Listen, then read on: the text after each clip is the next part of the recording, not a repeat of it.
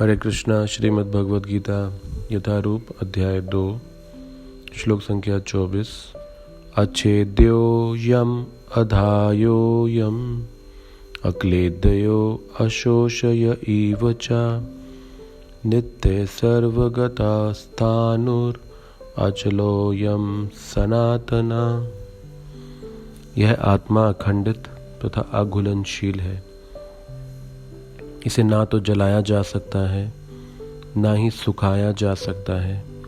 यह शाश्वत, सर्वव्यापी, अविकारी, स्थिर तथा सदैव एक सा रहने वाला है। तो आध्यात्मिक जगत में भौतिक शरीर नहीं है। तो जो ये गुण यहाँ बताए जा रहे हैं आत्मा के, ये शरीर और आत्मा के भेद को समझने के लिए बताए जा रहे हैं।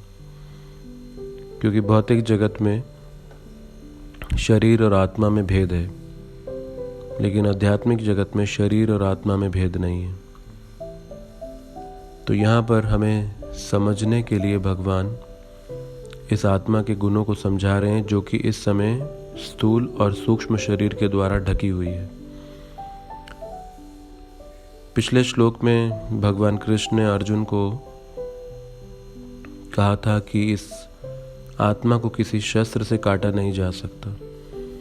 तो मानिए कि अगर अर्जुन ये प्रश्न करें कि क्या कोई विशेष प्रकार का अस्त्र शस्त्र हो सकता है जिससे आत्मा को काटा जा सके, तो भगवान यहाँ पर उस संभावना का भी खंडन कर देते हैं कि किसी भी परिस्थिति में ये आत्मा अमर है, ये मारा नहीं जा सकता। यहाँ तक कि जब भगवान अपनी लीला में असुरों का भी वध करते हैं, तो असुरों की आत्मा भी ऐसे कई लीलाओं में दिखाई देता है कि वो बाहर निकलकर भगवान के देह में प्रवेश कर जाती है। श्रीमद् भागवतम में महाराज निमि और वशिष्ठ ऋषि के बीच में एक विवाद होता है, जिसमें दोनों एक दूसरे को श्राप देकर मार देते हैं।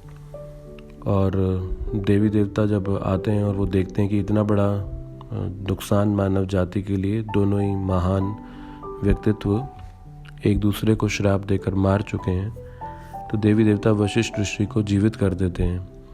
और जब महाराज निमि को जीवित करते हैं, तो महाराज निमि कहते हैं, मैं इस भौतिक शरीर में नहीं रहना चाहता, जो कि हमारे सारे कष्टों का कारण है। ये हमें मृत्यु, रोग, वृद्धावस्था आदि प्रदान करता है। तो मुझे आप इस शरीर में वापस ना बुलाएं। तो इसीलिए भगवान यहाँ पर आत्मा के व्यक्तित्व को समझाते हुए, उसकी विशेषताओं को समझाते हुए एक तुलना प्रस्तुत कर रहे हैं इस भौतिक शरीर की कठिनाइयों से और इस आत्मा की विशेषताओं से, ताकि हम आकर्षित हों इस आत्मा के स्तर पे जीवन जीने के लिए, ताकि पुनः हमको वापस इस भौतिक शरीर, जो कि कष्टों का स्रोत है, उसमें वापस ना आना पड़े।